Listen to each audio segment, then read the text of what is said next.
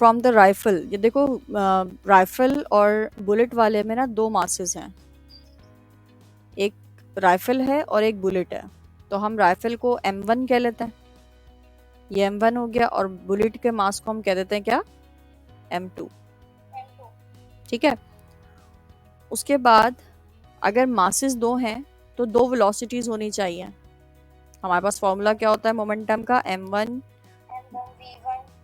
हाँ M1 V1 plus M2 V2 is equals to M1 V1 prime plus M2 V2 prime.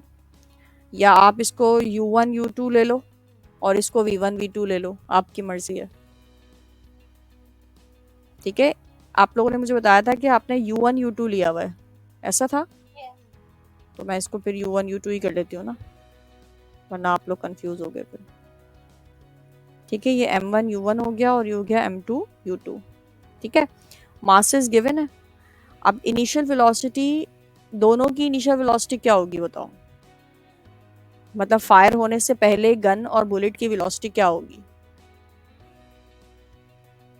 35 metre पर second. नहीं, क्यों होगी 35? Bullet fire करने से पहले गन और बुलेट की वेलोसिटी क्या होगी? क्या कोई वेलोसिटी होगी? नहीं होगी ना, बुलेट फायर ही नहीं हुआ, मतलब गन भी रेस्ट में है, बुलेट भी रेस्ट में है। तो राइफल और बुलेट वाले केस में जो इनिशियल वेलोसिटीज होती हैं ज़ीरो होती हैं दोनों की, यानी U1 भी ज़ीरो होगी और U2 भी ज़ीरो होगी। तो मैं कह सकती हूँ यहाँ पर भी ज़ीरो लिख देती हूँ, यहाँ भी ज़ीरो लिख देती हूँ। अंडरस्टूड?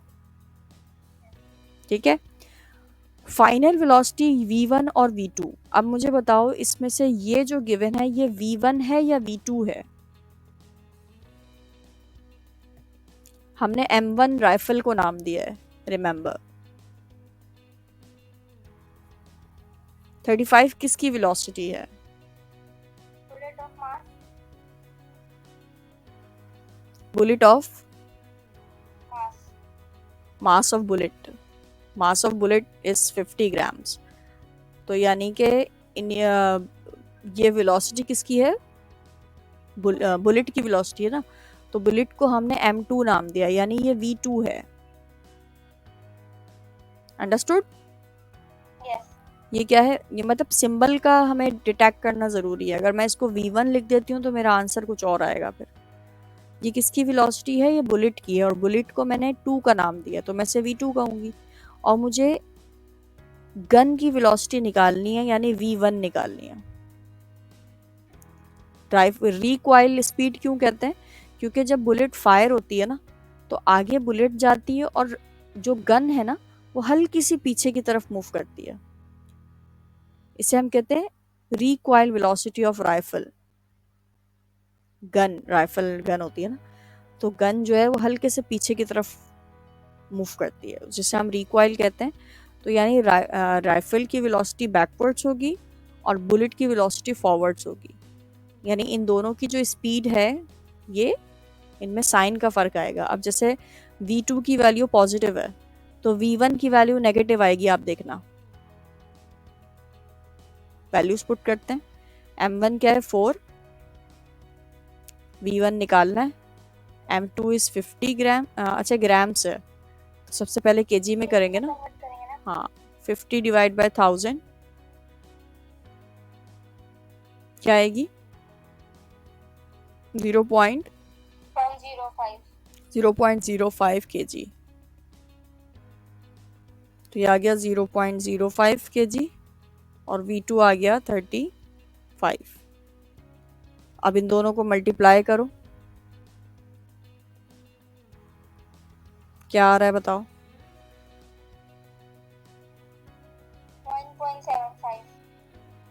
1.75, 1.75 वहाँ चला जाएगा, तो ये क्या हो जाएगा, -1.75 इक्वल्स टू 4V1।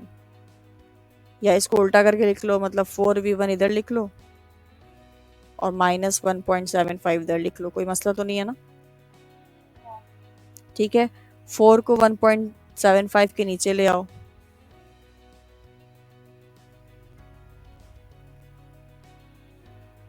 क्या आ रही है वैल्यू?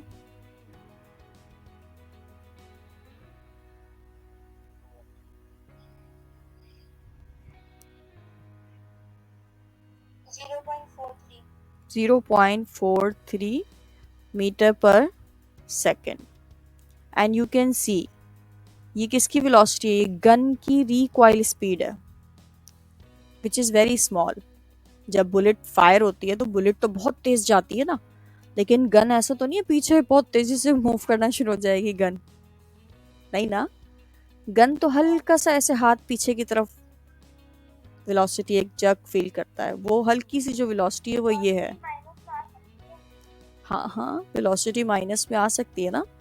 वेलोसिटी माइनस में कब आ सकती है? जब उसकी डायरेक्शन ऑपोजिट हो। जैसे रेफरेंस वेलोसिटी के माइनस के लिए रेफरेंस ज़रूरी है।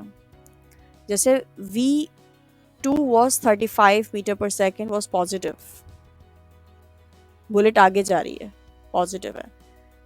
Recoil of gun is backwards, पीछे की तरफ जा रहा है। तो अगर मैं v2 को पॉजिटिव ले रही हूँ तो v1 मेरा क्या आना चाहिए? नेगेटिव। वो पॉजिटिव और ये नेगेटिव क्या डिफाइन कर रहा है? कि दोनों की डायरेक्शंस ऑपोजिट हैं।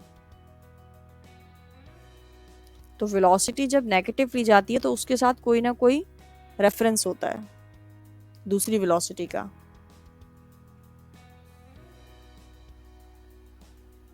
So understood?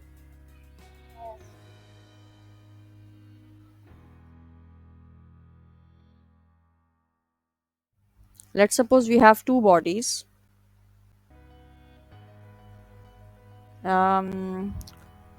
एक छोटी कार है, ठीक है, ये मूव कर रही है with very less speed, like with 3 metre पर सेकेंड, let's suppose initially, ठीक है। और पीछे एक बहुत बड़ी सी बस है,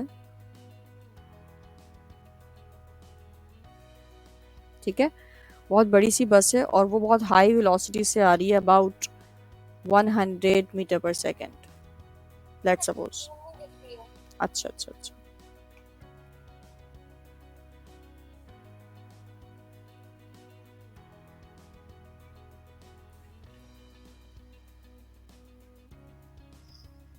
okay. Yes. So there is a bus which is coming from backside, and there is a small car which is moving with very little speed. ठीक है, क्या होगा when they collide? अब मैं आपको ये कहती हूँ कि जब ये दोनों आपस में कोलाइड करेंगे ना तो डेफिनेटली इन दोनों की direction towards right hand side ही होगी। अभी भी राइट हैंड साइड मूव कर रहे हैं, टकराने के बाद भी राइट हैंड साइड ही मूव करेंगे, लेकिन इम्पैक्ट स्पीड जो है ना वो एक ही रहेगी। मैं कहती हूँ ये क्या है? Before collision. ये क्या है दोनों? Before collision. और आफ्टर कोलिजन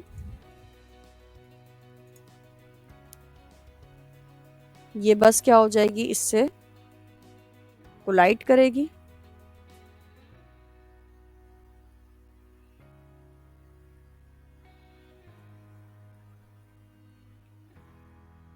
बस इस गाड़ी से क्या करेगी? कोलाइड करेगी, और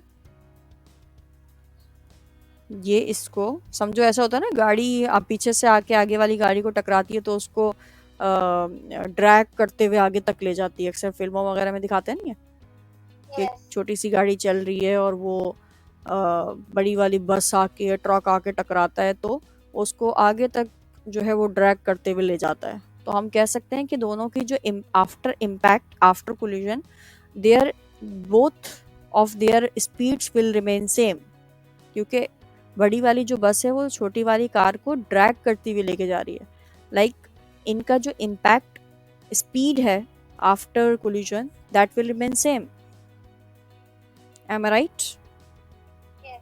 हम कह सकते हैं कि ये इम्पैक्ट स्पीड निकालनी है इसकी। इम्पैक्ट स्पीड कह लें या आफ्टर कोलिजन जो इनकी एक साथ स्पीड होगी, मतलब एक ही स्पीड होगी दोनों की। क्वेश्चन में जहाँ ऐसा नज़र आया ना कि कोलिजन के बाद एक ही स्पीड हो गई है दोनों की, अलग अलग नहीं है। जैसे अगर मैं इसको नाम दूँ, इसको मैं क्या कहूँगी? जैसे सपोज इसका मास है 500 kg, ठीक है, और इसका मास है 10 kg। तो मैं इसको क्या लूंगी, ये m1 हो जाएगा, ये हो जाएगा m2, ठीक है। Before collision it will become u1 and it will become u2 U2. Before collision. After collision हम नाम देते थे इसको v1, याद है, और इस वाली को Yes. v2।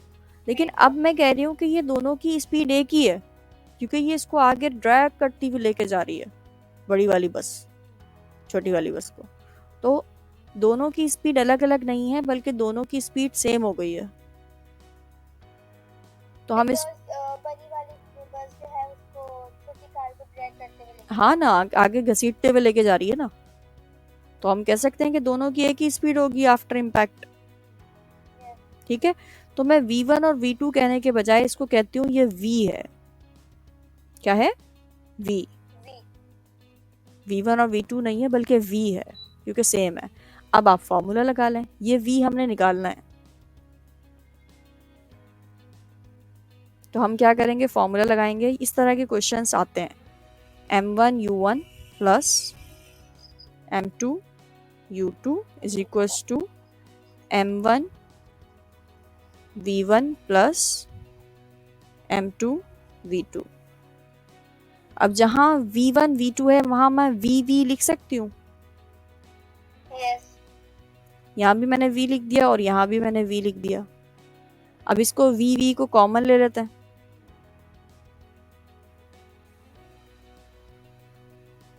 यहाँ से v मैंने कॉमन निकाल लिया, ठीक है।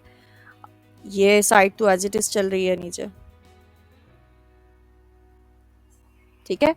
अब आप यहाँ वैल्यूज पुट करो, इस इक्वेशन में वैल्यूज पुट करो और v की वैल्यू निकाल के मुझे बताओ क्या आ रही है। m1 की वैल्यू 500, अच्छा ऐसा यूनिट्स में दिया है मैंने आपको सब कुछ, है ना, ऐसा ही कन्वर्जन की भी नीड नहीं है। ये क्या है, 100 मीटर पर सेकेंड, kg सब ऐसा यूनिट्स में। सारी वैल्यूज पुट करो और मुझे v after collision the final speed मुझे निकाल के दिखाओ, क्या आ रही है वैल्यू। 98.6. 98.6, अच्छा। क्या क्या है, u1 या गया 500 मल्टीप्लाई बाय 100, ये हो जाएगा 5000, ये आ जाएगा 5000। m2 u2 क्या है, 10 मल्टीप्लाई बाय 3 30 हो जाएगा ये। और m1 प्लस m2 यानी कि 103 नहीं 510।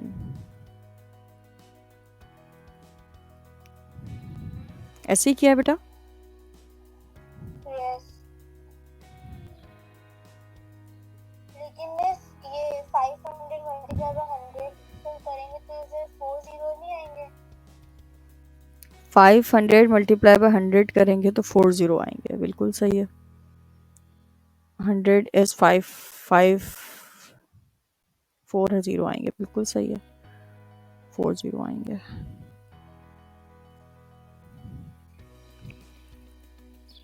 तो प्लस 30 कितना हो जाएगा, 50030 divided with 510, 98.0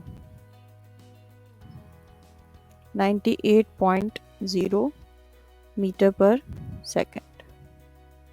so after impact दोनों की वेलोसिटी जो है वो ये हो जाएगी।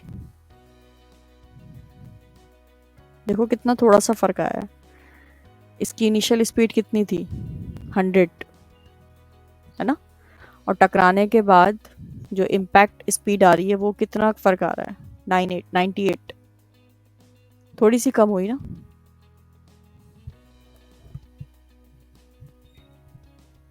समझ आ गया क्वेश्चन। Yes. सही है। एक तो ये वाली चीज़ मुझे समझानी थी मोमेंटम से रिलेटेड, ठीक है। और दूसरा इस तरह के क्वेश्चंस जिसमें हमारे पास आपके उसमें भी है, कोर्स में भी है, मैं बताती हूँ। अच्छा, नाउ कंसिडर दिस क्वेश्चन। ये थोड़ा डिफरेंट सिनेरियो वाला क्वेश्चन है। इसमें हम जो वो वाली क्वेश्चन होती है ना हमारी m1 u1 plus m2 u2 equals to m1 v1 plus m2 v2, वो हम नहीं लगा सकते। वो क्यों नहीं लगा सकते ये देखो। अब यहाँ पर क्या है, इलेक्ट्रॉन का मास हमें गिवन है, इसको हम कह लेते हैं m1। इलेक्ट्रॉन ट्रैवल कर रहा है विद स्पीड ऑफ दिस, तो ये हो गया u1 इनिशियल स्पीड है। Undergoes an a head on collision with a hydrogen atom of mass this, hydrogen से टकरा रहा है इलेक्ट्रॉन, इसको हम कह देते हैं, इसका मास क्या हो गया m2, हाइड्रोजन का मास। इलेक्ट्रॉन को मैंने m1 कह दिया और हाइड्रोजन को क्या कह दिया, m2, which is initially at rest. यानी हाइड्रोजन इनिशियली किस में था, रेस्ट में था, यानी इसकी स्पीड u2 क्या हो जाएगी, 0। इनिशियल स्पीड इसकी 0 हो जाएगी। ठीक है, अब जब इलेक्ट्रॉन आकर हाइड्रोजन जो बैठा हुआ था, रेस्ट कर रहा था, उससे आकर जब इलेक्ट्रॉन टकराएगा, कोलाइड करेगा, तो क्या होगा, after collision it will be perfectly elastic and a motion will be along a straight line. Find the velocity of hydrogen atom. अब मुझे बताओ, हमें v1 निकालनी है या v2 निकालनी है? दोनों ही निकालनी पड़ेगी। क्वेश्चन में क्या लिखा हुआ है ये बताओ। उन्होंने क्या पूछा है, v1 पूछा है या v2 पूछा है, ये बताओ। v2, शाबाश, क्योंकि हाइड्रोजन एटम की वेलोसिटी पूछी है आफ्टर कोलिजन। हाइड्रोजन एटम को हमने m2 कहा था, यानी हो जाएगा v2 हमें निकालनी है। अब वो जो इक्वेशन होती है ना लंबी वाली, m1 u1 plus m2 u2 equals to m1 v1 plus m2 v2, उसमें मैंने आपको बताया था पहले भी कि अगर कोई एक चीज अननोन हो और बाकी सब नोन हो तो हम लगा सकते हैं, लेकिन यहाँ हमें दो चीजें अननोन है। एक तो v2 हमें निकालनी है और दूसरा v1 गिवन नहीं है, तो दोनों ही अननोन हो गई ना, तो हम वो वाला फॉर्मूला नहीं लगा सकते। Now what we need to do, हमें वो वाला फॉर्मूला लगाना है जो मैंने आपको लास्ट टाइम 2 फॉर्मूले कराए थे, डेरिवेशन नहीं कराई थी, जस्ट मैंने आपको लिखवाए थे फॉर्मूले, रिमेंबर? यूं करके बताए थे मैंने, ऐसे करके थे, 2 फॉर्मूले याद करवाए थे आपको मैंने।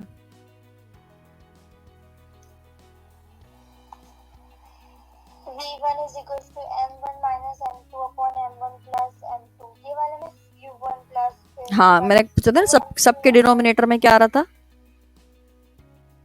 न्यूमरेटर में m1 minus m2, डिनोमिनेटर में m1 plus m2, m1 plus m2 दोनों सेम था। सब में m1 प्लस m2 था, है ना? ये 2 फॉर्मूले मैंने लिखवाए थे आपको, m1 plus m2, m1 plus m2, m1 plus m2, m1 plus m2। यहाँ मैंने क्या कहता है, m1 माइनस m2, और यहाँ m2 माइनस m1 था ना, उल्टा था, और यहाँ क्या था, 2m2 और नीचे 2m1। ये 2 फॉर्मूले मैंने ऐसे याद कराए थे आपको। ठीक है, अब इसमें से हमें कौन सा फॉर्मूला यूज करना है, v2 निकालना है, तो v2 वाला इस्तेमाल करेंगे। बिल्कुल, हम v2 वाला इस्तेमाल करेंगे। ठीक है, आफ्टर इम्पैक्ट हमें v2 निकालना है, तो हम v2 वाला फॉर्मूला यूज करेंगे। अब ये वाला फॉर्मूला यूज करो, इसमें वैल्यूज पुट करो।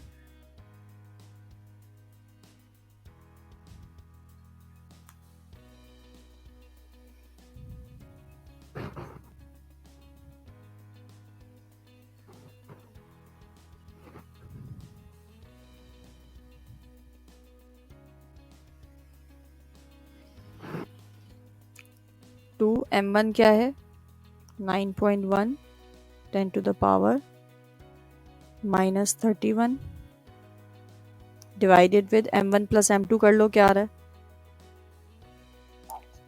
डायरेक्ट m1 m2 को कैलकुलेट करके डिनोमिनेटर में लिख लो, आसान हो जाएगा ना।